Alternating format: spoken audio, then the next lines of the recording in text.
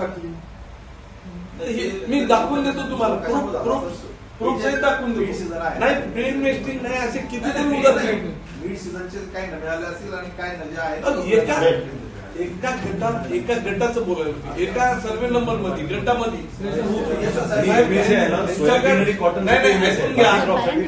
एकच यांच्याकडे कुठलाही मॅन पॉवर नाही. बाजूच्या तालुक्यातले मुलं बोलली तर त्याला 200-500 रुपये देतात. ऐकून घ्या कुठलाच हदगावला कुठं ऑफिस आहे मी प्रूफ सहित देतो. कृषी अधिकाऱ्याने पंचनामा केला कुठंच ऑफिस नाही. तुमच्या कृषी अधिकाऱ्याने एसओ साहेब हे बघा हदगाव येथील तालुकास्तरीय पीक विमा कार्यालय बंद असल्यामुळे कधीच चालू नसते. म्हणजे तालुका कृषी अधिकारी शेतकऱ्याने एवढ्या सह्या घेऊन पंचनामे केले. कुठल्याच तालुक्याला यांचं ऑफिस नाही. फक्त साहेब ऑफिस असो की गेलं ज्या शेतकऱ्यांनी विमा उतरवला आणि आपल्या कृषी विभागाच्या किंवा आपल्या महसूल विभागाच्या अधिकाऱ्यांनी पंचनामे करून त्यामध्ये नुकसान भरपाई दाखवली आणि त्यांनी मान्य केली नाही. जर त्यांनी मान्य केली नाही तर त्यांच्यावर आपण इनकोर्सनी सांगू शकतो तुम्हाला ही मान्य करावी लागेल. यादी यांच्यासाठीच मागावी की यांचे टोटल केल्यावर समजते की एका शेतकऱ्याला मी तुम्हाला यादी जोपर्यंत ही यादी देत नाही तोपर्यंत साहेब आपल्याला परत बैठक लावायला. ठीक आहे ना मला फक्त यादी पाहिजे. यादी आल्या की तुम्हाला सांगतो की या शेतकऱ्याला किती पैसे मिळाले आणि बाजूच्या शेतकऱ्याला किती मिळाले. यादी तुम्ही 2 दिवसात जिल्हाधिकारी महोदय काय म्हणणं जिल्हाधिकाऱ्यांचा. जिल्हाधिकारी महोदय बोला. जिल्हाधिकारी बोलतो सर नांदेड. जसं आमदार साहेबांनी आता सांगितलं त्यामध्ये 23-24च्या खरीपमध्ये जवळजवळ जेव्हा पंचनामे केले होते वस्तुनिष्ठ तेव्हा आमच्या लक्षात आलं की एका सर्वे नंबरमध्ये एका तुकड्यामध्ये एकाच पिकाच्या बाबतीत एकाच वाणाच्या बाबतीत एवढं व्हेरिएशन आहे.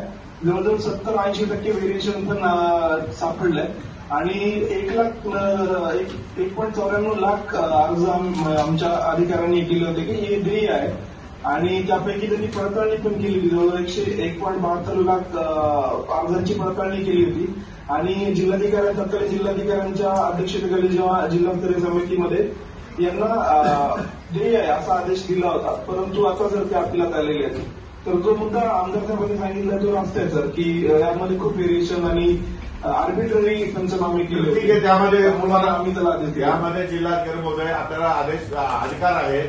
आपण अपील करून निर्णय देऊन टाका. ते निर्णय त्यांनी नाही इम्प्लिमेंट केला तर ते आयुक्तांकडे जातील. आयुक्त परत आमच्याकडे डिसिजन घेतले. तुम्ही निर्णय दिला का. दिलाय ना. ठीक आहे ना. अपीलात गेले का ते आयुक्त कोण मॅडम साहेब एक मिनिट आयुक्त आयुक्त कोणी ठीक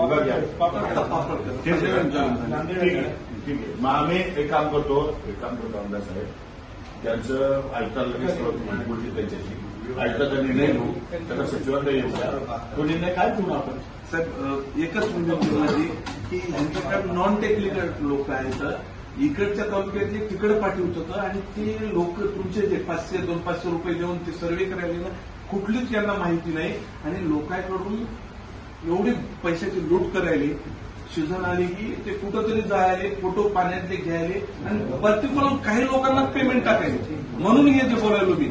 आणि सरासरी 2-5 हजार रुपये म्हणजे लाखो रुपये ते तुमचे लोक जमा करायले आणि कुठलीच यांच्याकडे यंत्रणा नाही सर. मग म्हणूनच म्हणालो की सगळे शासनाचे पंचनामे ग्राह्य धरायचे म्हणजे ह्या लोकांचा पंचनामे करायची परत गरजच नाही ना.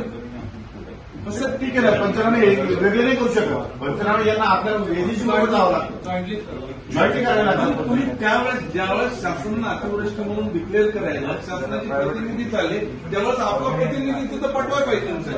तो असा काय नसतं काय त्यांना काय घ्यावं लागेल. ज्याच्या प्रति पाठवणं नव्हे नाही पाठवलं तरी साहेब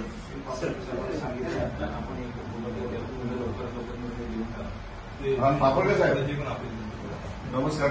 आता ह्या विम्याच्या संदर्भामध्ये संपूर्ण महाराष्ट्रामध्ये तक्रारी आहेत. तुमच्या भागात थोडंसं जास्त आहे तर ते तुमच्याकडे जे अपील केलं विमा कंपन्यांनी नांदेड आणि परभणी तर त्या संदर्भात लवकरात लवकर निर्णय घ्यावा. हो कळलं मला तुम्ही